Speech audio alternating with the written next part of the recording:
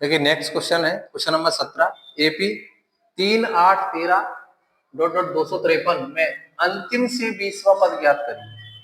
अभी तक एपी में हम क्या कर रहे थे कि शुरुआत से ही nवे पद निकाल रहे थे, लेकिन इन्होंने एक बार उल्टा बोल दिया कि अंतिम से 20वां, मतलब उधर से नहीं, इधर से 20वां पद क्या होगा। तो इसको निकालने के हमारे पास दो तरीके हैं, या तो इसी एपी को हम उल्टा करके लिख दें। चलिए दोनों को देखते हैं कि दोनों से हम कैसे आंसर निकालेंगे। सॉल्यूशन, इस एपी को इस तरीके से लिख सकते हैं कि 253, अब अंतर यहाँ पे कितना है, 5 का अंतर दिख रहा है, तो 253 में से 5 घटाते हुए आगे बढ़ते चले जाएंगे, इसे 248 और फिर 13, 8, 3, एक एपी ये बन गई। और यहां से 20वां पद निकाल दीजिए, निकल जाएगा। और दूसरा तरीका ये है कि 3, 8, 13 और ये 253, इसमें ही अंतिम से 20वें पद का फॉर्मूला लगा दीजिए, यहां से भी निकल जाएगा। तो हम दोनों तरीके से निकाल सकते हैं। यहां से करके देखते हैं, पहले दिया है, पहले लिख लें। ये एपी को हमने उल्टा करके लिख दिया, तो दिया है पहला पद ए बराबर 253 हो जाएगा, क्योंकि अब ये पहला पद हो जाएगा। डी बराबर यहां से इसमें से इसको घटाएंगे तो ये -5 आ जाएगा।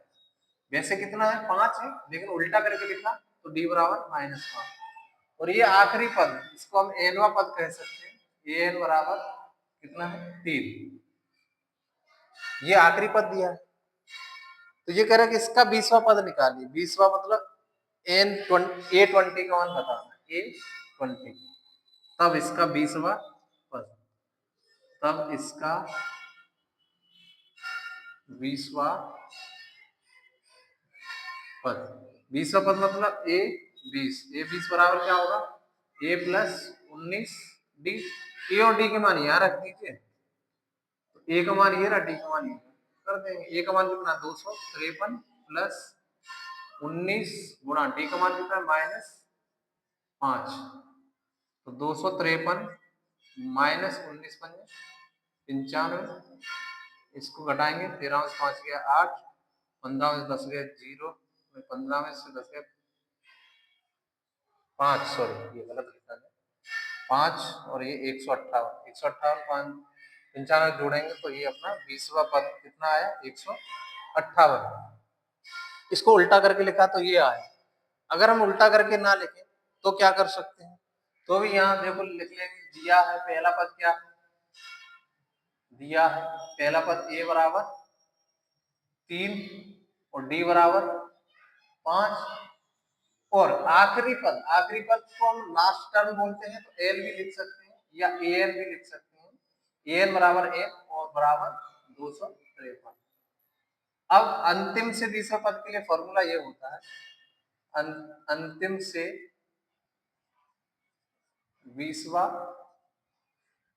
पद, अंतिम से 20वें पद के लिए ए एन बराबर एन -1 इंटू बी, ये होता है फॉर्मूला। यानी आखिरी पद में से ये घटा दीजिए। तो 20वां पद निकालना है, तो ए एन की जगह 20, एल एल कितना है, 253 माइनस एन -1 मतलब 20 - 1, और डी का मान कितना निकला था, 5, तो यहाँ पे 5, 253 माइनस 20 में से किया 19 गुणा 5, और ये 20वां, ए 20 बराबर 253 में से 19 पंजे 95 घटा देंगे तो 158 आ जाएगा। ए 20 बराबर 158। यहाँ भी 20वां पद निकला 158, यहाँ भी 158 निकला है। तो दोनों तरीके हमारे सामने, दोनों तरीके से हम सॉल्व करके आंसर निकाल सकते हैं। देखिए अगला क्वेश्चन करते हैं। अगला क्वेश्चन हमारे सामने है क्वेश्चन नंबर 18। किसी एपी के चौथे और 8वें पदों का योग 24 है और 6वें और 10वें पदों का योग 44 है, तो एपी के प्रथम 3 पद ज्ञात करिए। तो इसका मतलब ये है कि हमसे ये पूछ रहा है कि एपी ज्ञात करिए। तो चलिए हम ज्ञात करते हैं एपी। तो एपी ज्ञात करते हैं, तो मान लीजिए, माना एपी क्या है, माना एपी, एपी हमने मान ली कि पहला पद ए, दूसरा पद क्या होगा ए प्लस डी, और तीसरा पद हो जाएगा ए प्लस 2डी। इन्होंने 3 पद ही ज्ञात करने को बोला है, तो हम यहाँ ज्ञात कर सकते हैं ए प्लस 3डी, अगले 4 पद ज्ञात हो जाएंगे। तो देखिए एपी का ये पहला पद है और डी सारवंत है। अगर हमको पहला पद और डी प्राप्त हो जाए तो हम एपी बड़ी आसानी से निकाल सकते हैं। क्योंकि हमको दिया क्या है, क्योंकि दिया है चौथे और आठवें पदों का योग। चौथे पद को हम ऐसे लिख सकते हैं ए 4 प्लस आठवें को हम ऐसे लिख सकते हैं ए 8, इनका योग है तो प्लस लगा दिया बराबर 24। ये अब ए 4 को हम लिख सकते हैं ए प्लस 3डी, इस 4 में एक कम कर दिया 3डी। ऐसे इस 8 को लिख सकते हैं ए प्लस 7डी बराबर 24। ए और ए जुड़ जाएगा तो 2a हो जाएगा, 3 और 7 जुड़ जाएगा तो 10d हो जाएगा बराबर 24। 2a प्लस 10d बराबर 24। इस समीकरण बन रहा है, इस समीकरण में अगर हम 2 का भाग दे दें तो ये बनेगा a प्लस 5d बराबर 12, 2 का भाग देने पर इसको समीकरण 1 है। तथा अब अगली लाइन में लिखा है छठवें और 10वें पदों का योग 44, तथा छठवें मतलब a6 प्लस 10वां मतलब a10 बराबर योग कितना दिया है 44। a6 को हम लिख सकते हैं a plus 5d plus a plus 5, इसको 10 को लिख लेंगे a प्लस 9d बराबर 44। ए जुड़ जाएगा तो ये हो जाएगा 2a, 5d और 9d जुड़ जाएगा तो ये 14d और ये 44। 2a प्लस 14d बराबर 44।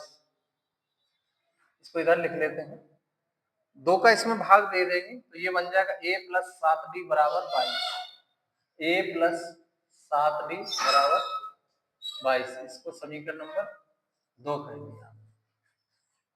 22 दूना 44 सही। समीकरण 1 2 को हल कर लेंगे, समीकरण 1 व 2 को हल करने पर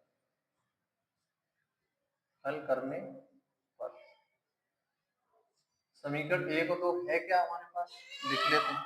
a प्लस 5d बराबर 12, a प्लस 5d बराबर 12, और दूसरा है a प्लस 7d बराबर 22।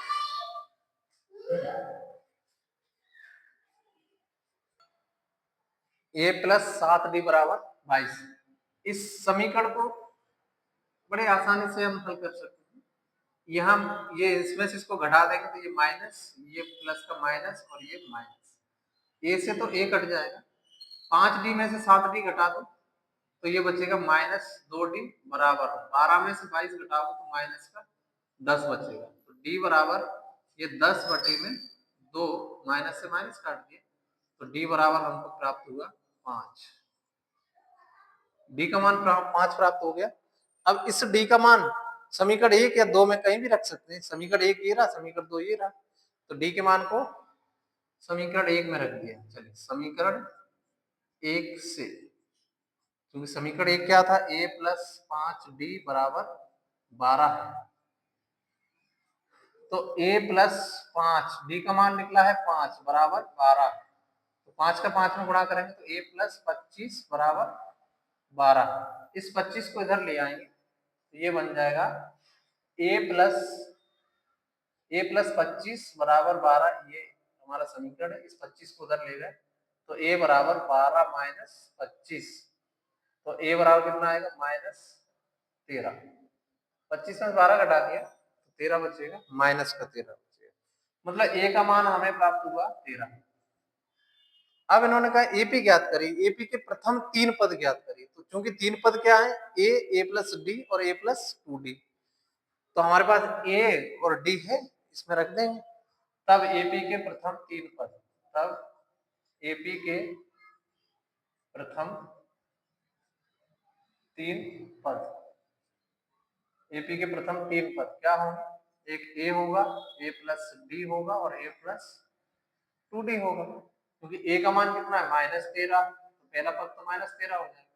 ए प्लस डी तो -13 और डी का मान कितना निकाला हमने 5, तो -13 प्लस 5 और यहाँ पे -13 प्लस 2 गुणा 5, तो ये हो गया -13, 13 से 5 घटाओ 8 बचा और यहाँ 5 गुना 10, 13 में से 10 घटाएंगे तो माइनस का 3 बचा, -13 -8 -5, इसी प्रकार 5 घटा देंगे आगे तो प्लस का 2 आ जाएगा।